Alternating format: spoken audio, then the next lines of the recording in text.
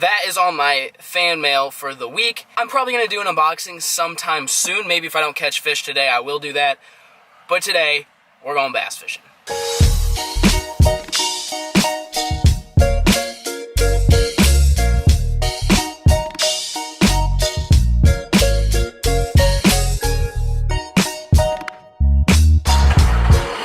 So I made it to where I'm gonna meet a subscriber to go fishing, which we actually met at, we're meeting at a hospital in Red Oak, Iowa. But he just messaged me and said he's on the way. We are gonna go grab some food, and then we're gonna do an interesting fishing challenge for you guys to enjoy.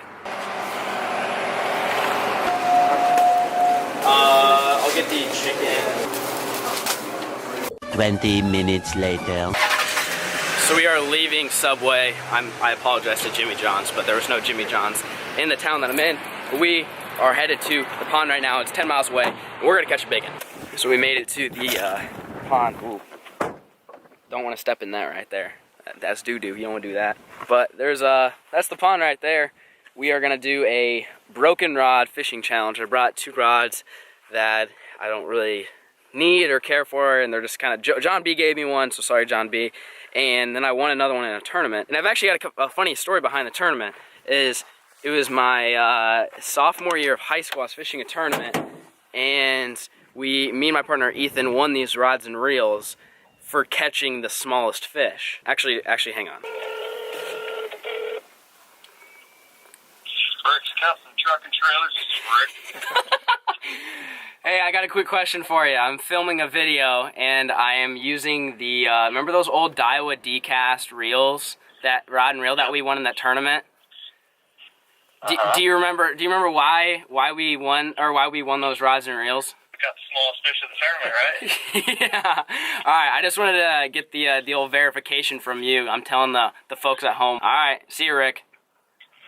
See ya. Yeah, so that's proof right there. Is I caught 1 fish the entire tournament, and it was the smallest fish of the tournament, so I won a rod and reel. So it does pay off to catch flare fish. All right, so I've got these 2 rods. This rod I won in a tournament when I was a sophomore in high school, and this one John B bought when we were in Missouri, and he didn't want to take it home, and so I'm gonna break this one. This one's for you, John. All right, here goes one. Indestructible. Kind of broke. We'll go with that.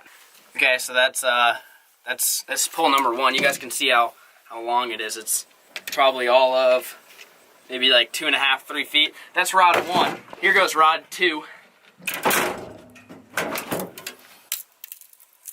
That one worked. So that is rod number 2.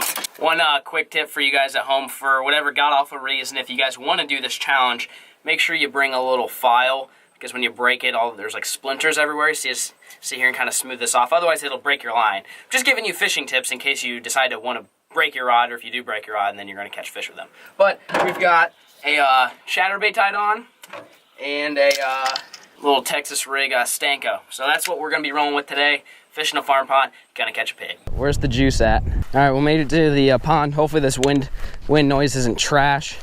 The wind is pretty strong right here, so I apologize if it is. So since it's windy, I'm gonna start off with a little green pumpkin chatterbait. It's also pretty clear. I'm looking at this water, so green pumpkin was definitely the right choice. All right, here goes nothing. Oh, it actually didn't cast too bad. I'm worried about when I hook a fish is more what I'm concerned for, because there's no bend at all, and I'm probably just gonna end up breaking something. Oh, good God. Oh, did you see that fish? Dude, that was a big one. That was a big one. I gotta loosen my drag a little bit, because I have a feeling that it's gonna break. That was like probably at least a 3-pounder that just busted on this chatterbait. I just pulled in this is like a windblown corner is why I came to this spot. This is a lot of times where they push bait fish up and stuff. Oh, casting with this isn't actually too bad. All right, well, I had a bite. That's good. Oh, dude! What? How do I keep missing these fish? That was at least like a 5. Dude, that was a giant.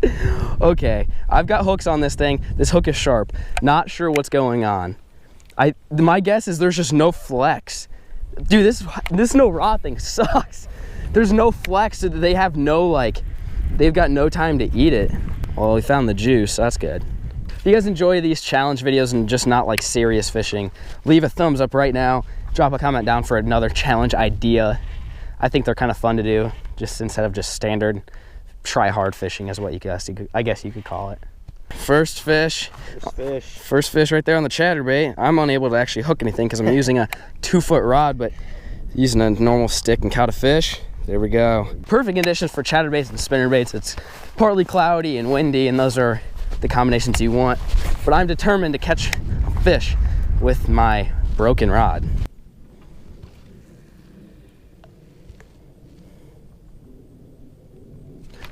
There's one.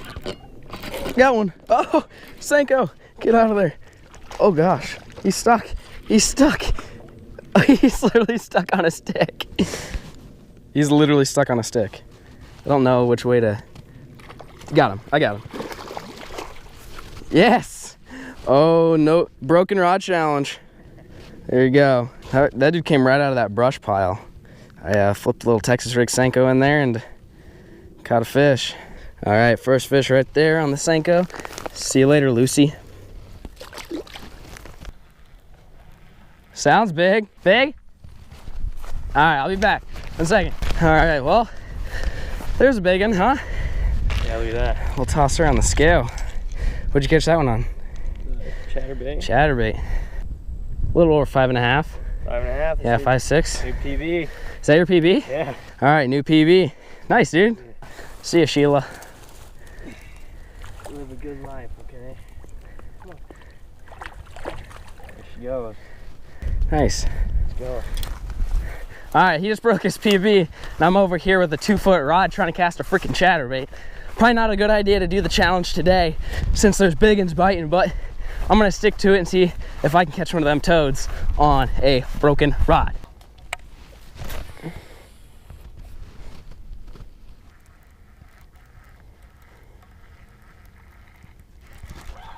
There's one.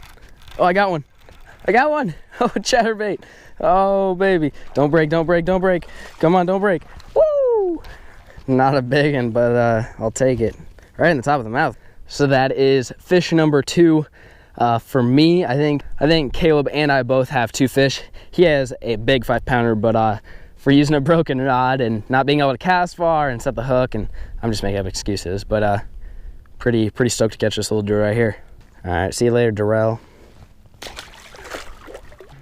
If you guys are wanting to try this at home without having to break a rod, just grab the nearest broomstick, tie some line on it, and it's pretty much this equivalent of what I'm dealing with today. Oh, there's one. Uh-oh, that might be a big one. Oh! It's not a giant, but it's still a good fish. It's the biggest one for me, I think. Oh, maybe not. It's kind of hard to tell how big they are. Again, this thing doesn't really bend at all. There's another chatterbait fish. All right, see you, Steven. So I'm gonna add a challenge to this. So I got the broken rod. I'm gonna cast it and retrieve it with the reel side down here. Whoa. There we go. Perfect. And I'm gonna add this to the challenge here. Oh, I got one. I'm reeling upside down. I was messing around. I'm doing an upside down broken rod challenge. I caught a fish. This is actually a lot harder than it looks. Okay, all right. Yep. There's a guy. Sick. That's number 5 right there on the old broken pole challenge and backwards reeling broken pole challenge. That right there took some skill. See you, Lindsay.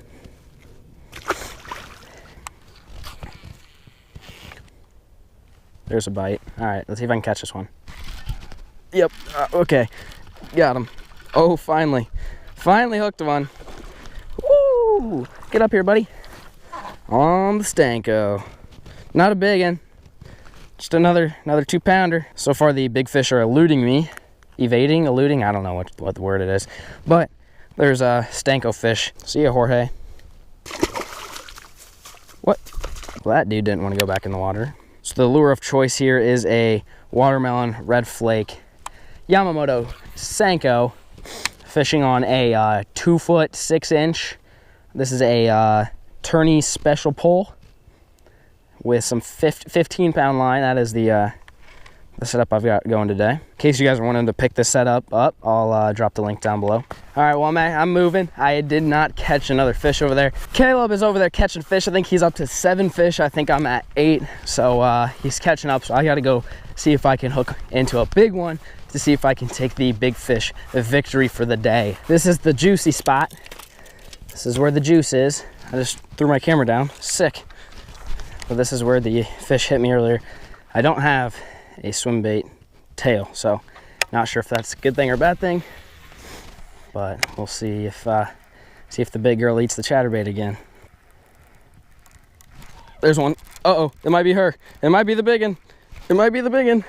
Oh! Well, it's not a giant, but I'll take it. I thought it was Big Bertha. Just a whittle guy here. See ya, Lucas. All right, well, that's another chatterbait fish.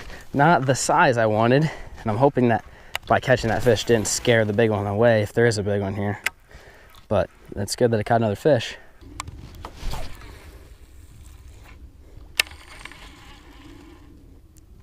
There's a fish. Yep, another one. See, it calmed down, and there's no wind, so I picked up the Senko, and it seems to be doing pretty good. Oh, what the heck? Bruh, I caught a crappie. That crappie got the entire Senko in its mouth. Black crappie. I don't think it's my PB black crappie. This thing's probably about 12 inches or so. See ya, buddy. Oh, that crappie wanted to just come home with me. He's like, nah, fam, don't be putting me back in that water.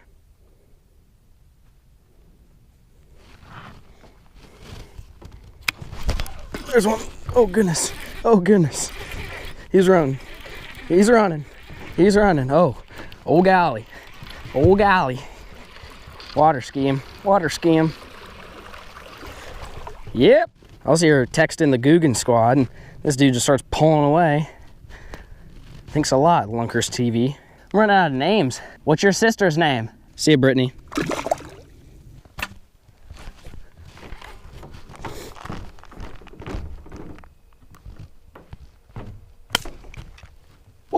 She gone.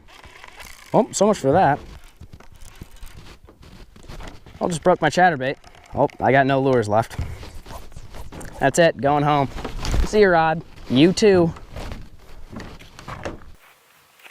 So that is the end of this fishing adventure. Fishing with a broken rod that was about cut in half was actually a lot harder than I thought, but once you kind of get used to like not being able to feel anything and not being able to cast very far, it was really not that hard. I just had to learn to not set the hook like I normally do, which is normally I'm just kind of like ripping their heads off. You can't do that with a broken rod because there's not enough bend, and you basically just rip the fish's lips off.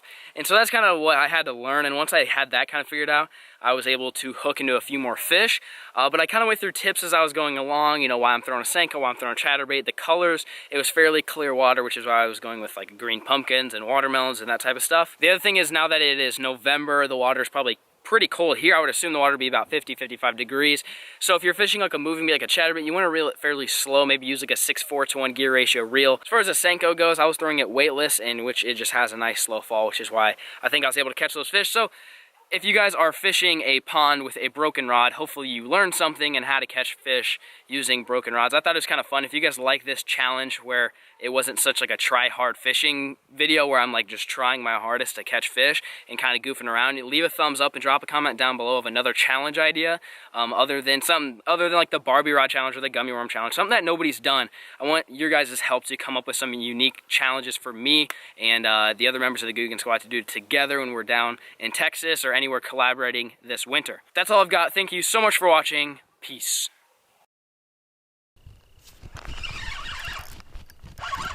There's a fish. Yep, that's definitely the biggest. That's a 3-pounder right there. Chunky little 3-pounder right there on the shaky head. See you later, Jimmy.